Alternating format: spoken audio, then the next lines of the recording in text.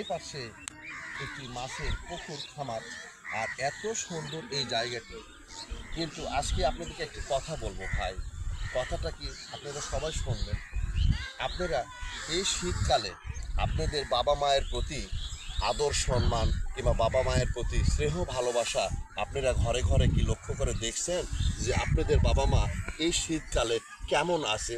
যদি ভালো থাকে তাহলে সেই মুরব্বির জন্য কিংবা সেই বাবার জন্য কিংবা সেই মায়ের জন্য আমার কলিজার মা এবং আমার কলিজার বাবা যে আমাকে পৃথিবীতে জন্ম দিয়ে এইরকম সুন্দর জিনিস দেখার মতো দুটি চোখ আমাদের দিয়েছিল, সেই বাবা মায়ের প্রতি এই শীতের বেলা একবার হলো খোঁজ নেবেন।